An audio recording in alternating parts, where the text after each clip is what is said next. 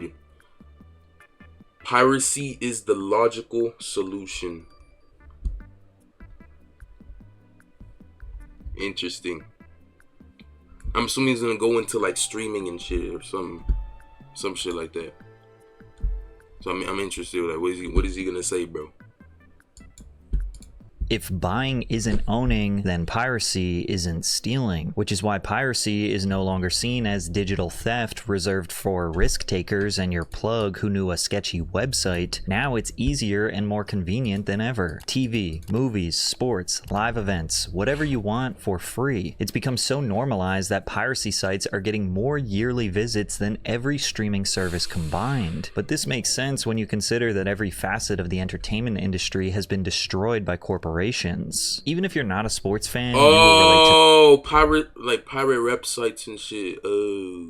this struggle because you need to see how insanely difficult it is just to watch a basketball game. I live in Oklahoma City and I really wanted to follow the Thunder and the entire Western Conference a couple years ago, so I bought NBA League Pass for $110 for the season. Silly me for thinking that one streaming service would have every game. League Pass only lets you watch games that are out of market, which meant I couldn't actually watch the Thunder games because I live in Oklahoma City and those rights belong to the FanDuel Sports Network. And if the game was nationally televised, that can we discuss on Discord? Not now. I'm interested in this. That was exclusively broadcast on ESPN or TNT, which meant I needed a cable package or another app like Hulu Live or Sling just to catch the games literally happening in my city. As of right now, if you want to guarantee that you will be able to watch all of the NBA games in the US when they are actually happening live, you need to have ESPN, which requires you to have Hulu plus Live TV or YouTube TV or Sling Orange TV, or with an upgraded cable package. Then you need Peacock, which is $11 per month. Then you need Prime Video, which is $9 per month, and ABC, which would come with your basic local cable subscription. The cheapest way to guarantee every game would be $66 in subscriptions and whatever your basic cable costs these days, which is on average about $25. So roughly $91 per month just to watch basketball, the cheapest. Now, me personally,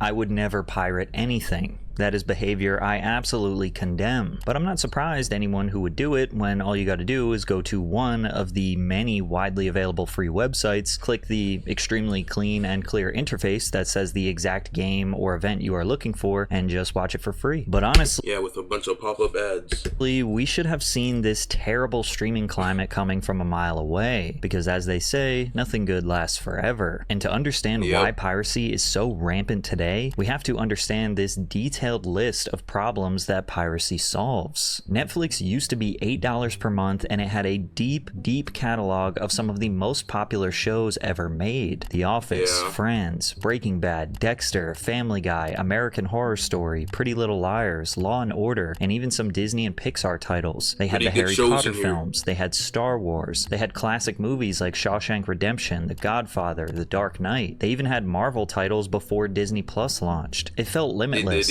Like the entire entertainment industry was in one app for the price of a fast food meal. Today, $8.99 gets you 9,000 shows you will never watch, and that's with ads. And if you don't want ads, no problem. That's $25 a month. Plus, every studio with a morsel of valuable IP decided to make their own app. So instead of one library, you get 10 half libraries, each charging you separately. HBO Max, $21 a month. Hulu and Disney Plus, $19 a month. Peacock, $17. Apple TV Plus, Paramount Plus, Discovery Plus, Stars Play, BritBox, and niche ones like Shudder, Crunchyroll, Acorn TV all jumped into the fight, each charging $4 to $20 a month. I sometimes have this thought like, man, I wish I could just pay one price for all of the streaming services grouped together, and then I realize that's kind of what cable was. But streaming was supposed to be the solution to cable's outlandish prices and bloated packages, and yet they are slowly turning into the very thing they sought to destroy. Check out this old residential cable service price sheet from 1993. Just your basic news and weather channels was the same cost as Netflix when they first launched. Adding just 2 or 3 premium channels like the Disney Channel takes the price from $8 to $20 to $27 per month. This is actually insanely expensive for the 90s, especially when you consider that you did not get to choose what content to watch or when you could watch it. And of course, you still had commercials. Streaming solved all of these problems, but in 2025, almost all of these problems are back. I recently wanted to watch The Founder after doing research for my fast food video, but Netflix would not allow me to watch it since I pay for the cheapest version of Netflix that has ads. I was annoyed, but I thought maybe it had something to do with McDonald's having some sort of strict licensing issue that forced Netflix to lock it behind the premium tier, but it turns out there are 138 movies and TV series blocked on Netflix advertising tier. For $8 per month, you cannot watch Spider-Man, White Chicks, Boys in the Hood, or even the Garfield movie. Half the time, you don't even know whether something isn't available or not because of licensing contracts, region restrictions, or just because you're on the wrong subscription plan. The end result feels exactly like cable again, paying more money just to unlock what you thought you were already paying for, thus making piracy the logical solution. You can go to these super cool websites that I never endorse because that is wrong and immoral, and just search basically any movie and get a high definition download. However, cable being much more expensive actually did have a slight benefit that nobody realized at the time. The competition for ratings meant that the shows that survived were usually the best of the best. Every network was fighting for limited primetime slots, and if a show could not pull in millions of viewers week after week, it was canceled. There was no filler at primetime. Seinfeld, Friends, The Simpsons, The X-Files, Sex and the City, Buffy the Vampire Slayer, The Fresh Prince of Bel-Air. I could go on and on. Networks weren't pumping out hundreds of new series every year just to fill catalog space. They were making sure the few shows they produced had the writing, acting, and budgets to succeed. And to no surprise at all, these old shows are still dominating streaming services today. In 2022, Seinfeld racked up 19.3 billion viewing minutes on Netflix, making it the 10th most watched show of that year. Compare that to one of their most popular originals, Wednesday, which was everywhere in 2022. Viral on TikTok, Jenna Ortega was launched into A-list fame. It was damn near a monoculture moment, yet it still drew fewer minutes than Seinfeld, a 30-year-old sitcom. Shows like The Umbrella Academy and The Rings of Power pulled in about half the audience of Seinfeld. Cable forced networks to compete for your attention in a way that streaming doesn't. And to take that one step further, today shows and movies are literally designed knowing that people are not all the way paying attention to them. Netflix has leaned into what's called the second screen era, where they assume that most viewers are watching TV while scrolling their phones, cooking, or doing laundry. Hollywood writer, director, and producer Justine Bateman said, "I've heard from showrunners GG, bro. GG.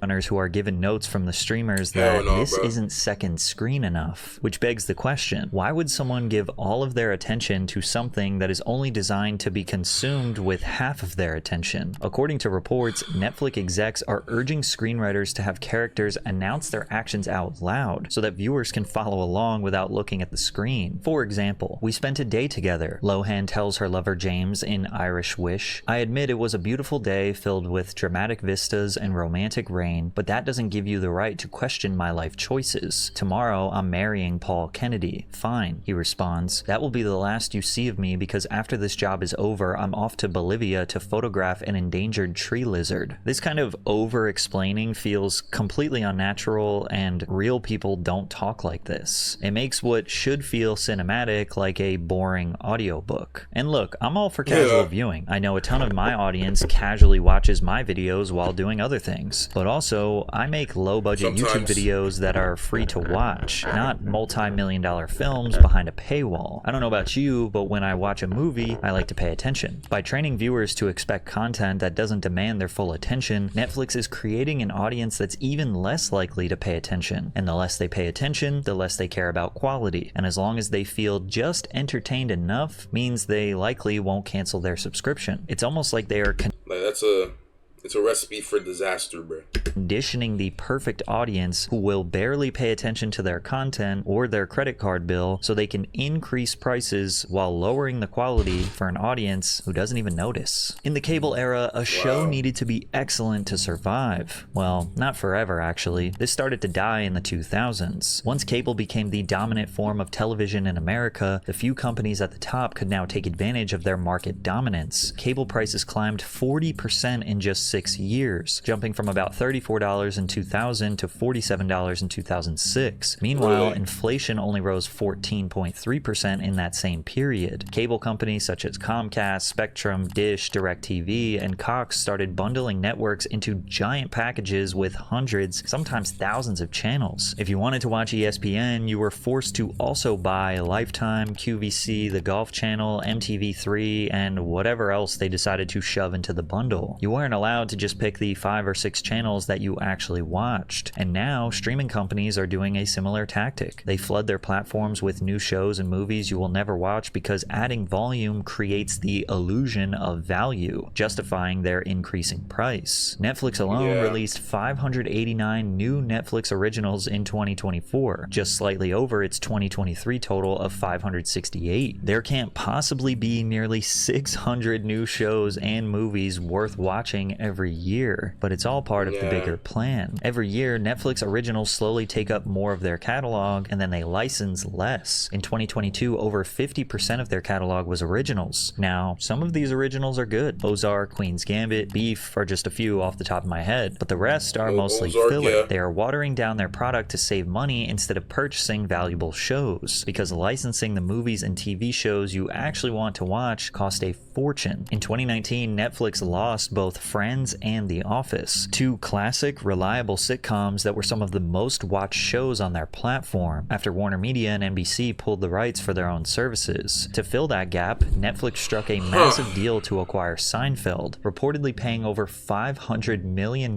for global streaming rights, and that's only for 5 years. So they would have to spend another fortune to keep the show. And this is the cycle we're stuck in now. Streamers don't want to pay billions to keep the classics that people actually want to watch, so they crank out repetitive, boring, low-budget originals that are literally designed for you to halfway pay attention to. Then they slowly raise the monthly price because look at all this new, fresh, original content we're giving you. And users have been conditioned to only watch casually anyways, so they barely notice the dip in quality. Plus, that's only one streaming service. Every company with a little bit of valuable IP started their own app, and they're doing the same exact system. So now if you want a library of great shows and movies, you need to subscribe to multiple services. The average household actively uses around 4 streaming apps, and 8% even access 10 or more. That equals about $69 per month, which is just about the same price that cable was in the early 2010s when everyone jumped to streaming. Piracy is the solution to all of these problems. Piracy reached a low in 2020 with 130 billion website visits, which by the way is still a ton. But by 2024, that number had risen to 216 billion, and it's actually incredibly simple as to why. Gabe Newell, the founder of the online video game marketplace Steam, summarized this perfectly nearly a decade ago. We think there is a fundamental misconception about piracy. Piracy is almost always a service problem and not a pricing problem. If a pirate offers a product anywhere in the world, 24/7, purchasable from the convenience of your personal computer, and the legal provider says that the product is region locked, will come to your country 3 months after the US release, and can only be purchased at a brick and mortar store, then the pirate service is more valuable. In short, convenience is key, and people are willing to pay, but why are they making it so complicated? The music industry got it right for the consumer. They created something so simple that it wasn't even necessary to pirate music anymore. At its peak, Napster had nearly 80 million registered users downloading and sharing music for free. By the mid-2000s, sites like LimeWire and BitTorrent were handling billions of illegal downloads every year. Year over year, music revenue sales were dropping, and the music industry executives were convinced it was because of piracy. That's when Spotify, Apple Music, and other music streaming services came around to essentially make the Netflix of music. However, these services are better because there is no exclusivity. No matter what service you pay for, you will have access to basically the same exact music as any other platform. One monthly price and nearly every song and album ever made. Now, this isn't necessarily all good. This has devalued music incredibly, and artists get fractions of a penny per stream, but unfortunately, the customer doesn't care because the service is better for them. But we might be at a tipping point with music streaming services because Spotify is seemingly taking a page out of Netflix playbook and prioritizing their own music over licensed music. But the problem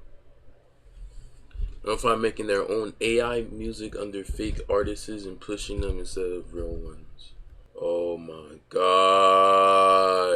I forgot about this. They're like making like AI music and shit like that. Shit is so cooked. It's so cooked. Is it's AI generated, but that's a whole different video. Compared to now, it seems like in the early 2010s, streaming services had it right. All they had to do was not change. Piracy was at an all-time low in the early 2010s because it was safer, easier, and not a financial burden to just pay for the content you wanted to watch. Now, there are always going to be people who simply don't want to or can't pay. This is extremely common with pay-per-view events. For many years, Dana White and the UFC waged war against sites like crack streams, trying to convince everyone that he would get them shut down. You kind of stirred the pot a little bit with the piracy, the online streamers. They want to come after you and give this thing away. So, any regret? It kind of maybe stirring the pot a little bit. I'm glad you asked me about that because we got one. We got him. We're watching this guy right now. All you have to do is turn it on Saturday, and we got you. I can't wait. Turn it on Saturday, streamers, and see what happens. Nothing happened. 4 years later, and you could watch any UFC fight crystal clear HD on a handful of different free streaming sites. Dana eventually realized he was losing the battle with illegal pay-per-view streamers, and to everyone's surprise, he actually made a deal that benefits the consumer now. In 2026, all UFC events will air exclusively on Paramount networks in the United States. That means 13 marquee numbered events and 30 fight nights will air via Paramount Plus. For $13 per month, you can get all the UFC events and all of Paramount's content ad-free. This is actually a monumental shift. For the first time ever, fans will have access to the fights at the lowest cost in history. But it's not all positive. Some suspect that this is the beginning of the UFC resorting to basically all the exact issues I have already raised with streaming services. Once the UFC moves fully to a streaming platform, they've got your money locked in, whether the card is stacked with superstars or filled with nobodies. That pressure to deliver massive must-see events disappears overnight.